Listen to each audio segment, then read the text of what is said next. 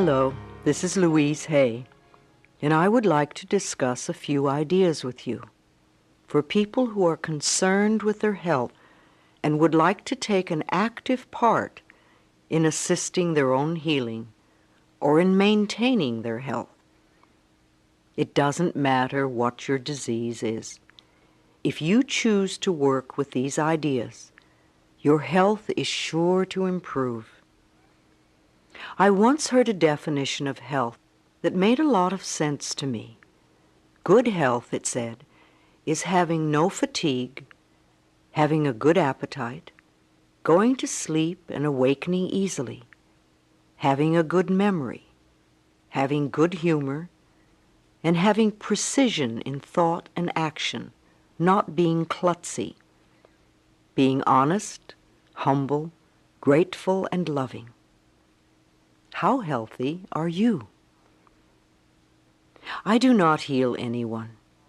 The work I do is to help people understand how their own mental patterns are constantly creating their own life experiences.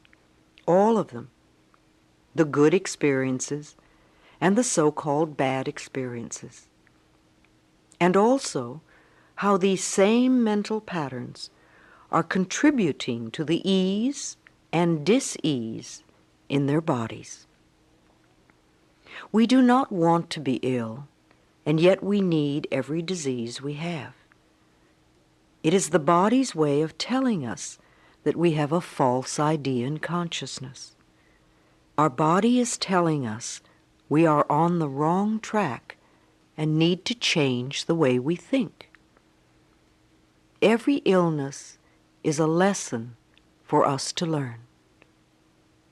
Please do not just complain, I want to get rid of this condition. It will not create the healing you want, nor will you learn the lesson you need to learn. This is not a time for condemnation or for creating more guilt. We are just looking at what needs to be released. This is a time for healing, for making our lives and our bodies whole. I know you have within you all that you need to accomplish this. Once we begin to understand this process, we are able to take conscious control of the changes we wish to make in our lives. This is a very exciting process and becomes one of the most important adventures in our lives. I believe there is a center of wisdom within each one of us, and when we are ready to make positive changes in our lives, we attract whatever we need to help us. Something inside of you has shifted, and the healing process has already begun. You might even say that to yourself now. I have already begun the healing process. The body, like everything else in life, is a mirror of our inner thoughts and beliefs. The body is always talking to us if we will only take the time to listen. Every cell responds to every single thought you think and every word you speak. Continuous modes of thinking and speaking produce body behaviors and postures and eases or dis-eases. The person who has a permanently scowling face did not produce that by having joyous, loving thoughts. Older people's faces and bodies show so clearly a lifetime of inner dialogue. How will you look when you are elderly? You see, it is my belief that it is our birthright to be totally healthy and totally fulfilled in every area of our lives. I want to help you claim this birthright now. Some of the things I will suggest to you may sound very simplistic. However, these ideas have been tried many times with great success. They really do work. Please use these suggestions in addition to the work you may be doing with a doctor or other health professional.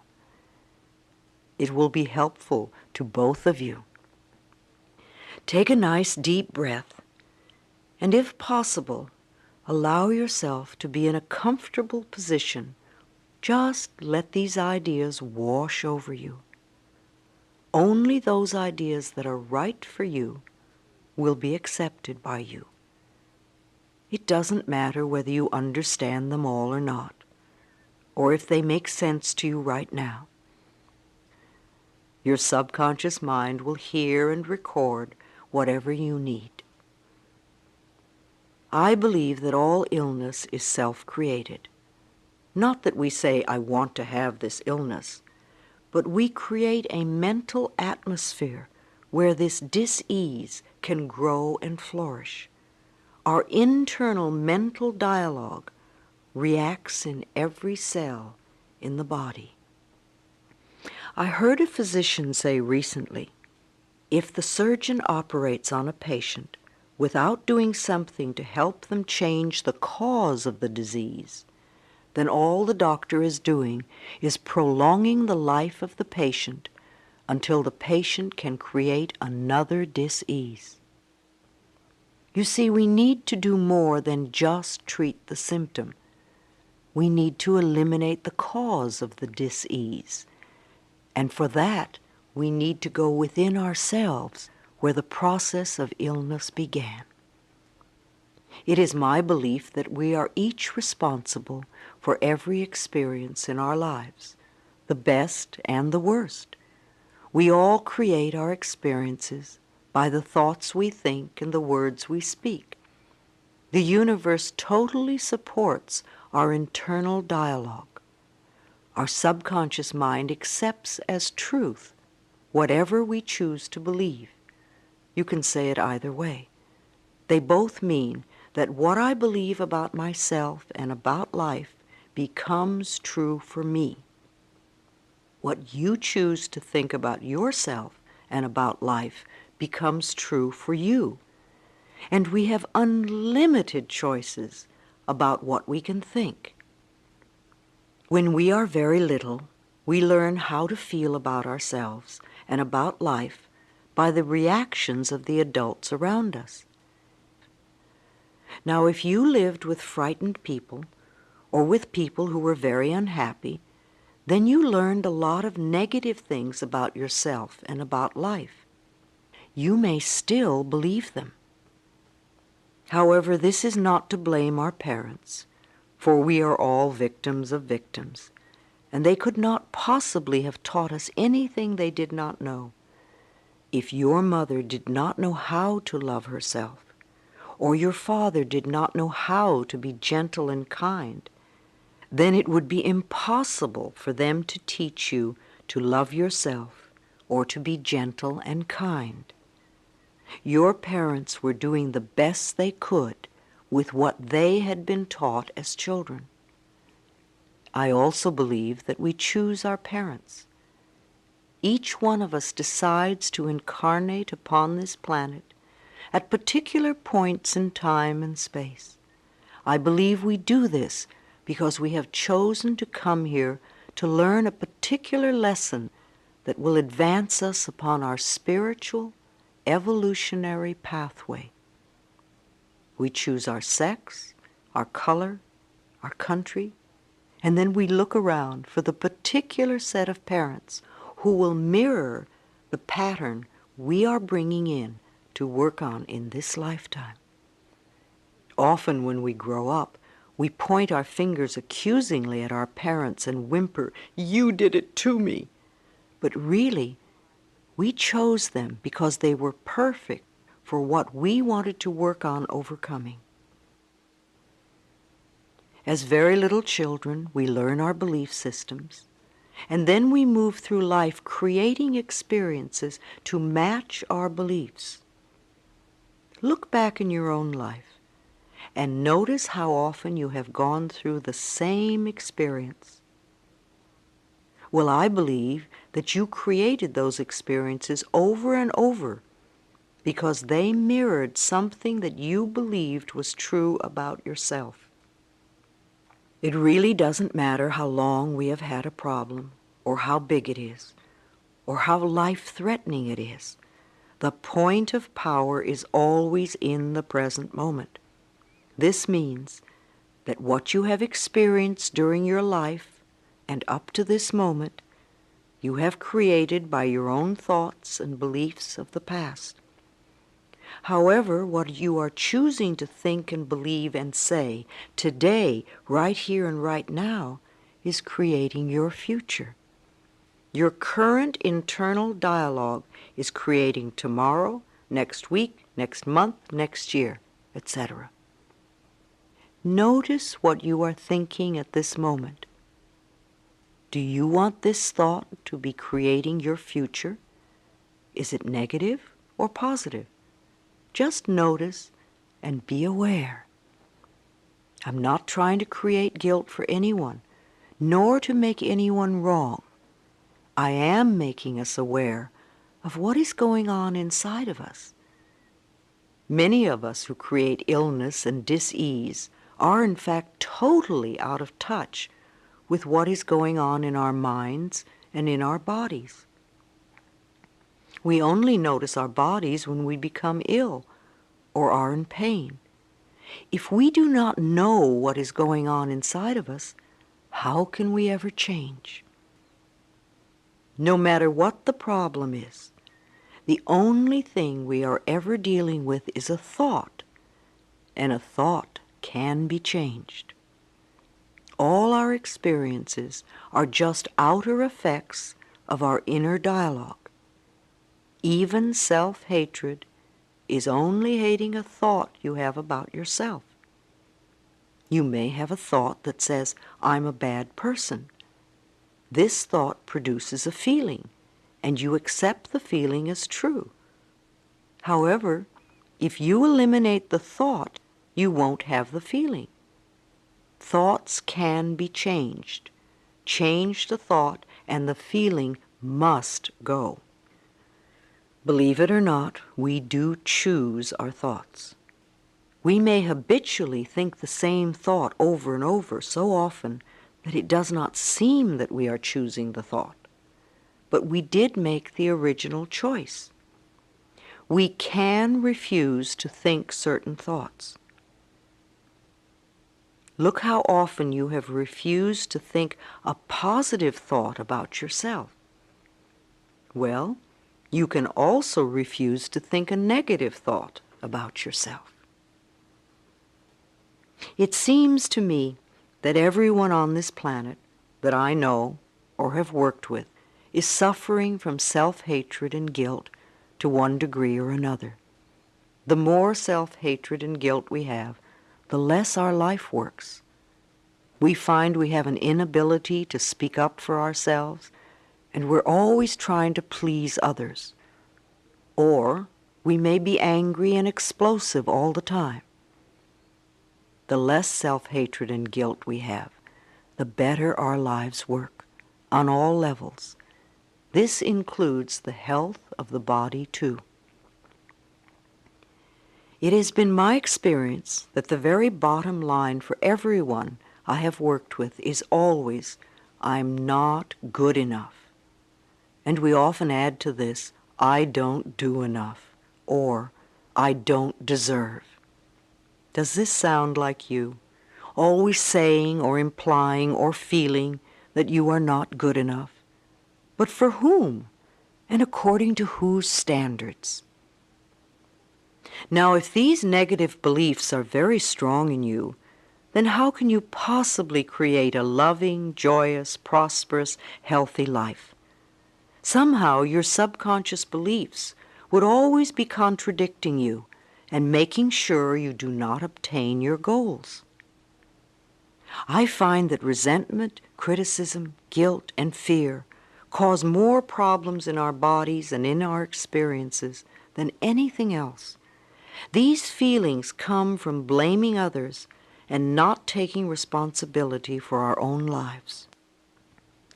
You see, if we are all responsible for everything that happens in our lives, then there is really no one to blame. Whatever is happening out there is only a mirror of our own inner thinking. I am not condoning other people's poor behavior, but we must realize it is our beliefs that attract to us people that will treat us in that way. If you find yourself saying, everyone always does such and such to me, criticizes me, ignores me, takes advantage of me, or abuses me, then this is your pattern. There is some thought in you that attracts this behavior. On some internal level, you believe you deserve to be treated this way. Or you treat other people this way, and it is just coming back to you. Whatever we give out, mental, physical, or verbal, will always come back to us. When we no longer think or behave in this way, the other people will change their behavior, or they will go and do that to someone else who believes they deserve it. You will no longer be attracting the experiences you say you do not want. Whether we want to change a life experience or a physical problem, the place to begin is to say so. Literally say, I am willing to release the pattern within me that is creating this experience or this condition. You can say this to yourself over and over every time you think of your illness. Say this with me now. I am willing to release the pattern in me that has created this condition. The minute you say this affirmation, you are stepping out of the victim role. You are no longer helpless. You are acknowledging your own power. You are saying, I may not quite understand it, but somehow I'm beginning to understand that I contributed to creating this problem, and now I take my own power back, and I am releasing it and letting it go. What a powerful statement to have your subconscious mind supporting. As I have said, resentment of others, criticism of ourselves, guilt over the past, and fear of the future are the most damaging mental thought patterns we can have. This kind of internal dialogue creates and maintains dis-ease in the body. These thoughts can destroy the body. Fear can contribute to baldness, ulcers, colon problems, and even painful feet, among other things. Criticism as a permanent habit can often lead to arthritis in the body. Resentment long held eats away at the body and becomes the dis-ease we call cancer. Guilt always looks for punishment and creates pain. Fear comes from not trusting the process of life to be there for us. You know, the most precious thing in our life is our breath. If you did not take another breath, you would not last 3 minutes. Yet you have such faith that your next breath will be there that you don't even think about it when you exhale.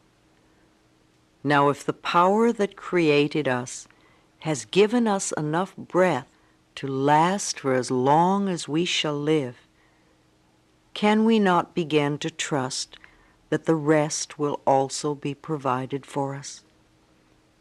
The next time you are frightened, think about the abundance of air and say, I trust the process of life to take care of me.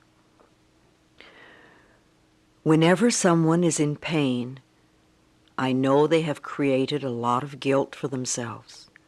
Chronic pain comes from unrelenting guilt, often so buried that we're not even consciously aware of it anymore. This guilt must be dissolved before the pain can be eliminated. Guilt is a totally useless emotion. It never makes anyone feel better, nor does it change a situation. Your sentence is now over. Let yourself out of prison. Anger combined with guilt often contributes to accidents. The degree of physical damage lets us know how severely we felt we needed to be punished and how long the sentence. Where this pain occurs in the body gives us a clue to which area of life we feel guilty about.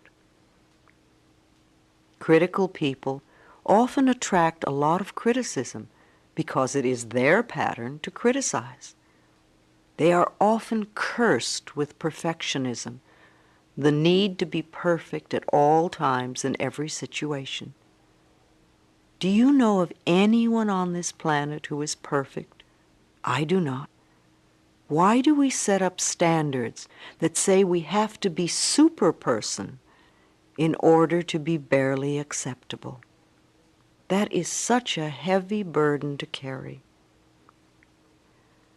When I was a little girl, I had a very difficult childhood. My parents divorced when I was 18 months. I was raped when I was 5. I became a battered child and grew up in the Depression. My mother was very much a victim, and my stepfather constantly expressed his own brutalized childhood. I grew up having a lot of resentment. I had to create cancer in my own body before I was willing to begin to release that resentment. I am certainly not condoning the behavior of any of the people who mistreated me. However, for me to spend a lifetime of just running the old movie, feeling blame and anger and resentment, is not doing me any good in the present moment. I learned that resentment only eats away at me, and it did. In my case, holding on to old blame and feeling resentment for all that they did to me helped to create my dis-ease.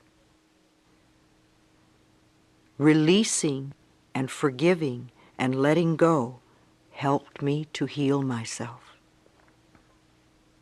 The past is over and done. We cannot change that now. We can change our attitude toward the past and our thoughts about the past. How foolish it is for us to punish ourselves in the present moment because someone else hurt us in the long ago past. It's not worth it.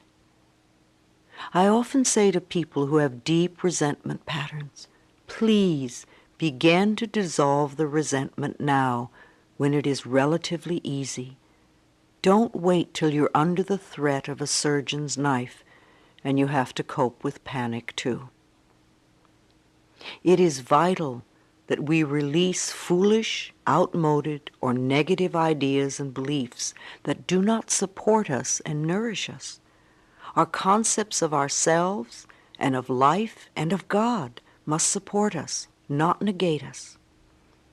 No matter what our disease, if we choose to believe that we are helpless victims and that it is all hopeless, then the universe will support us in that belief and we'll just go down the drain. When people come to me with a problem, I don't care what it is, poor health, lack of money, unfulfilling relationships, or stifled creativity, there is only one thing I ever work on, and that is loving the self. I have found that when we really love and accept and approve of ourselves exactly as we are, then everything in life flows. It's like little miracles are everywhere. Our health improves, we attract more money, we have better relationships, we begin to express ourselves in creatively fulfilling ways. I often ask people to look in the mirror and say, I love and accept myself exactly as I am. When they can't do it, or won't do it, or find it painful or silly, then I know they are killing themselves with their own critical thoughts. Do this exercise in a mirror. See what comes up in your mind. Notice how you feel. This may be the center of your problem. Resenting, criticizing, or fearing others, and not being willing to love and accept yourself. When we won't love ourselves, it just means that we are still believing the old limitations that someone taught us many years ago. Usually that person was someone who did not know how to make their own life work. But remember, your limiting beliefs are only thoughts, and thoughts can be changed. Let's change them now. The only thing you ever have control over is your current thought. Loving ourselves, to me, begins with never, ever, ever criticizing ourselves for anything. Criticism only locks us into the very pattern we are trying to change. Understanding and being gentle with ourselves helps us move out of it. After all, you've been criticizing yourself for years, and it hasn't worked. Let's try approving of yourself and see what happens. Self-approval and self-acceptance, right here and right now, are the keys to positive changes. It is also important that we release the past and be at least willing to forgive. Love is always the answer to healing and health, and the road to love is through forgiveness. It is imperative for our own healing that we release the past and forgive everyone. We may not know how to forgive, and we may not want to forgive. But because we say we are willing to forgive, we begin the healing process. We do not have to know how to forgive. All we need to do is to be willing to forgive. The universe will take care of the hows. The Course in Miracles says that all dis-ease comes from a state of non-forgiveness, and that whenever we are ill, we need to look around to see who it is that we need to forgive. I know that the very person you find it hardest to forgive is the one you need to let go of the most. Forgiveness means giving up, letting go. It has nothing to do with condoning behavior. It's just letting the whole experience go and coming into the present moment. We understand our own pain so well. How hard it is for most of us to understand that they were also in pain and doing the best they could with the understanding and awareness and knowledge they had. In order to heal ourselves, we need to be willing to change our thinking, to forgive others, and to learn to love and accept ourselves more. When we refuse to be willing to love ourselves, then we are denying ourselves our own healing.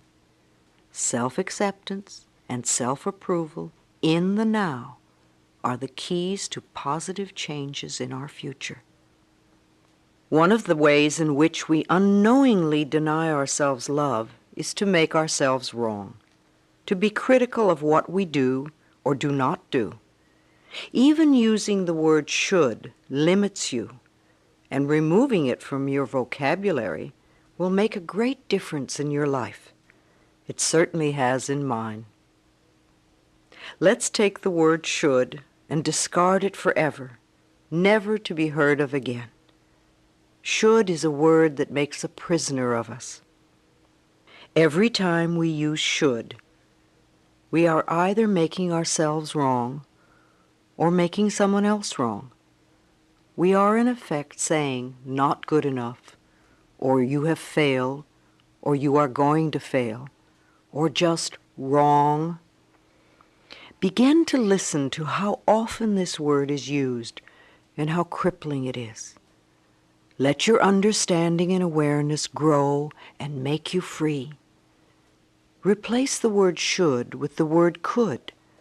Could lets you know that you have choice, and choice is freedom. We need to be aware that everything we do in life is done by choice. There's really nothing that we have to do. There are things that it might be best for us to do. However, we always have choice. So now every time you hear yourself using the word should, let a red light go off in your mind. Then gently allow yourself to release it and let it go.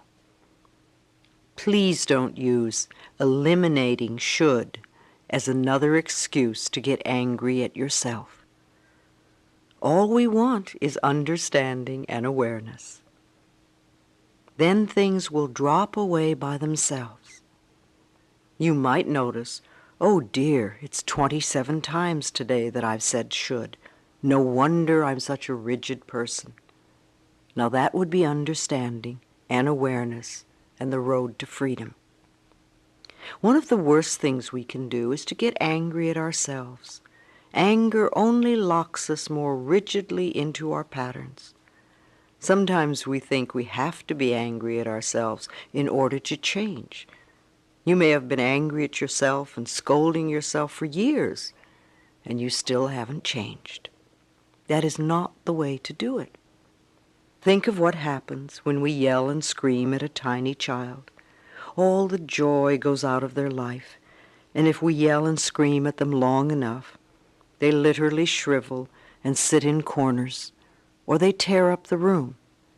The same things happen to the little child within us when we get angry at ourselves.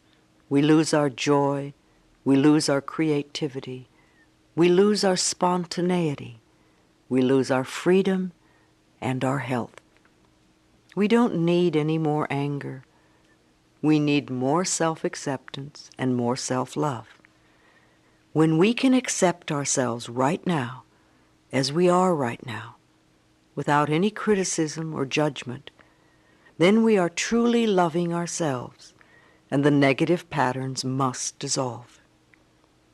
If we wait until we have the new job before we love ourselves, or if we wait until we lose weight before we love ourselves, or if we wait until someone else loves us before we love ourselves, then we are denying our existence right now.